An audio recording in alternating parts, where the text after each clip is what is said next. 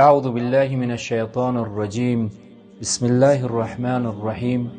دوستان عزیز، به سلسله جلسات توبه اکنون می پردازیم به یک عنوان زیبای دیگر تحت آیا خداوند متعال مرا می بخشد؟ گاهی می گویی می خواهم توبه کنم، اما گناهانم بسیار زیاد است و نشده است که عمل و فحشا و زشتی را ترک کنم، مگر آنکه در آن غتور شده و آن را انجام دادم، و نه حتی گناهی را که به خیالت رسیده باشد، مگر آنکه بیش از اندازه مرتکب آن شده ام. نمیدانم آیا ممکن است خداوند آنچی را که در آن سالیان طولانی انجام داده ام ببخشاید یا نه. ای برادر بزرگوار و خواهر بزرگوار، به تو میگویم این تنها مشکل تو نیست، بلکه مشکل بسیار از کسان است که میخواهند توبه کنند. برایت مثال از جوانی را میآورم که یکی از دانشمندان مسلمان را چنین سوال میکند: من جوان هستم که تمام نوجوانی خود را به ارتکاب گناه شروع کرده‌ام، تا جایی که در سن 17 سالگی دارای پرونده طولانی پر از اعمال زشت و فواحش از انواع صغیره و کبیره بوده ام و به افراد زیادی از بزرگ و کوچک تجاوز کرده ام.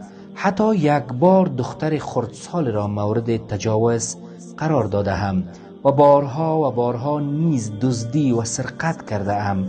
حالا می گویم که به سوی الله متعال روح آورده ام و توبه کرده ام و در بعضی از شبها عبادت کرده و نماز تهجد را برپا می دارم و روزهای دوشنبه و پنجشنبه را روزه می گیرم و هر صبح بعد از نماز فجر قرآن می خواهم.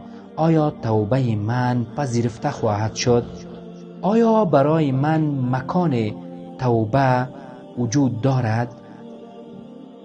دانشمند مسلمان چنین جواب برای جوان می دهد: ما مسلمانان مرجع و منبع اصلی ایمان در فهم و اجرای احکام و شناخت حلال و حل مشکلات و برخورد با آنها کتاب الله و سنت رسول الله صلی الله علیه و سلم است و در هر حالت ابتدا به این درسمان الهی رجوع می کنیم.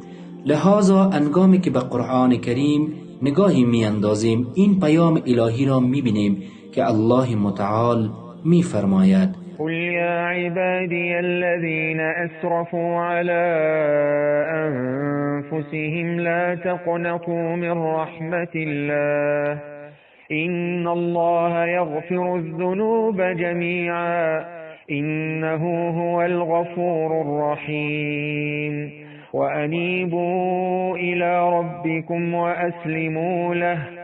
وأسلموا له من قبل أن يأتيكم العذاب ثم لا تنصرون. ای پیامبر، اسوی من بگو که ای بندگانی که بر خود اسراف کرده اید، از رحمت الله متعال ناامید نشوید. براستی خداوند همه گناهان را می بخشد، بیگمان اوست آمرزگار و مهربان. این جواب دقیق و روشن برای آن مشکل مطرح شده است و آنچنان واضح است که نیاز به توضیحش ندارد. اما آن احساسی که گناهان بیشتر از آن است، خداوند آنها را ببخشد. اولا ناشی از عدم یقین بنده به وسعت و دامنه رحمت پروردگارش. ثانیا ناشی از نقص ایمان به قدرت خداوند بر بخشیدن تمام گناهان. ثالثا ناشی از ضعف عمل مهم از اعمال قلب که امانا رجا می باشد. رابعا ناشی از بدبینی و عدم گمان تائب در پاک شدن گناهان می باشد. حالا به هر کدام از این موارد چارگانه گذشته جداگانه جواب می دهیم. مورد اول، در روشن شدن آن این پیام الهی کفایت می کند که الله متعال در سوره اعراف آیت 106 می فرماید رحمت من همه چیز را فرا گرفته است. اما برای مورد دوم حدیث صحیح قدسی کافی است که الله متعال چنین می فرماید هر کسی نظر و عملش درباره من چنین باشد که توانایی بخشیدن تمام گناهان را دارم، او را خواهم بخشید و برایم اصلا مهم نخواهد بود به شرط آن که با من کسی را شریک نگرداند. این حدیث را امام طبرانی روایت کرده است.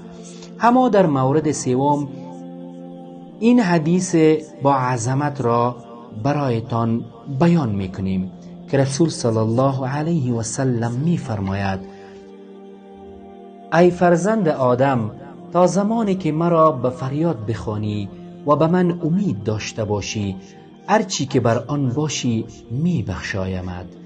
برایم این عمل مهم نیست.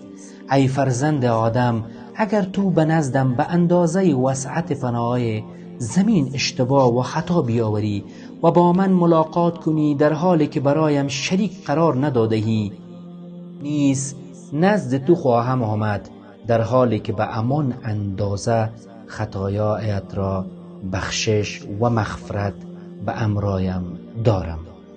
اما مورد چهارم این حدیث رسول رحمت صلی الله علیه و سلم در جواب آن کافی است.